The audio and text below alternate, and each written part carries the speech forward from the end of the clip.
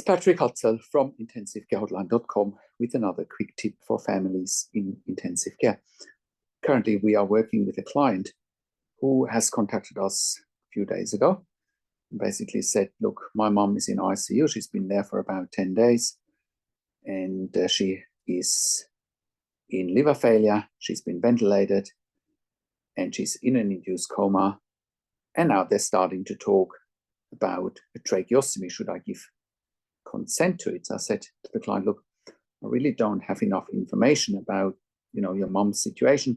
And they didn't really know what else was going on when I was probing and asking questions around, what medication she's on, what are blood results, what are arterial blood gases, what do chest x-rays show, what are ventilator settings, and the list goes on. They didn't really have an idea. So the solution to moving forward, and they also said that the intensive care team really hasn't sat down with them and explained things to them. And they were really walking in the dark and were just sort of clutching at straws, really, hearing from the intensive care team, well, she needs a tracheostomy, she needs a PEG, and they should just give consent. But obviously, it's good that families are doing their own research and that they just don't jump the gun. It is a once in a lifetime situation when you have a loved one critically ill in intensive care that you simply can't afford to get wrong. So next step was, I said to the client, look, I either need to talk to the doctors and nurses directly, or we need to look at medical records. Ideally, we do both. So we looked at the medical records, and here is what we found.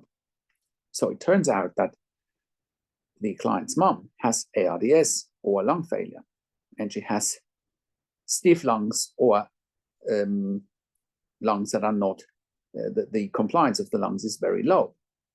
So she's on 75% oxygen on the ventilator. She's in a fully controlled ventilation mode. She can't breathe for herself at all. And she's also on epoprostenol for ARDS. And she's on a PEEP of 10. Now, I don't want to bore you with too much medical details. However, here's what's important. A, the family has never been told that she's got ARDS or lung failure.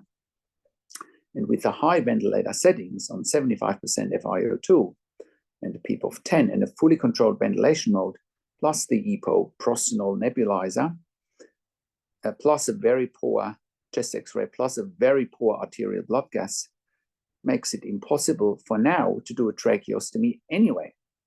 So all the support for the ventilator have to come down, arterial blood gases have to improve, chest x-rays have to improve, sedation has to be lowered, opiates have to be lowered for a tracheostomy to be even considered. Now, you've heard me say this for years now, for anyone who's watched my blog for a while. The biggest challenge for families in intensive care is that they don't know what they don't know. They don't know what to look for. They don't know what questions to ask. They don't know their rights, and they don't know how to manage doctors and nurses in intensive care. And that is exactly what this family is dealing with. So, if you have a family member in intensive care, I'm asking you, what is it that you don't know? What is it that you haven't been told? What are the questions you haven't asked, right? Part of our skill is here at intensivcarehotline.com, we ask all the questions that you haven't even considered asking.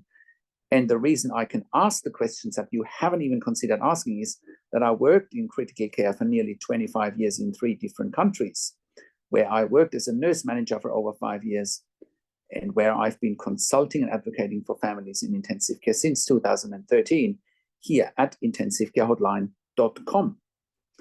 And I can confidently say that we have saved many lives with our consulting and advocacy. You can just look at our testimonial section at intensivcarehotline.com.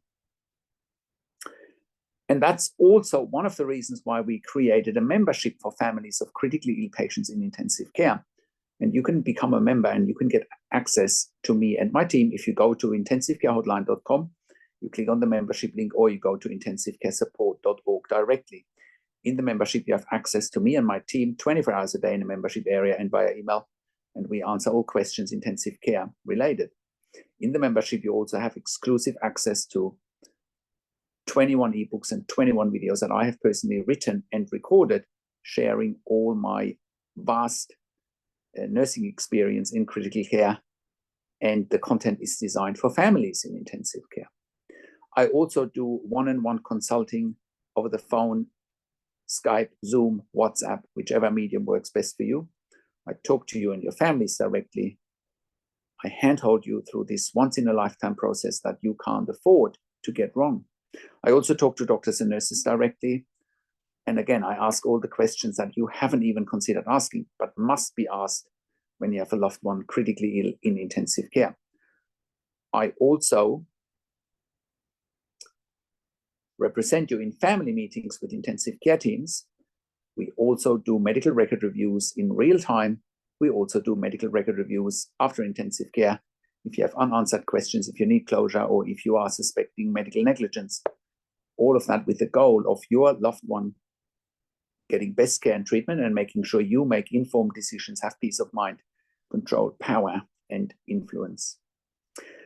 Now, and all of that you get at intensivecarehotline.com. Call us on one of the numbers on the top of our website, or send us an email to support@intensivecarehotline.com with your questions. I also, and if you like my videos, subscribe to my YouTube channel for regular updates for families in intensive care. Click the like button, click the notification bell, comment below what you want to see next, what questions and insights you have from this video. Share the video with your friends and families. I also do a weekly YouTube live where I answer your questions live on a show, and you get notification for the YouTube live if you subscribe to my YouTube channel, or if you are a subscriber to our email newsletter at intensivecarehotline.com. And if you want your email and questions answered very quickly via video, leave a donation here on the YouTube super chat button, and I will read out your email very quickly and answer your question here. I have so many emails sitting in my inbox that I can't even keep up making all these videos. And if you want to leave a small donation anyway to support the work that we are doing, and so we can help as many families in intensive care all around the world, that would be much appreciated. Thank you so much for watching. This is Patrick Hutzel from intensivecarehotline.com, and I will talk to you in a few days. Take care for now.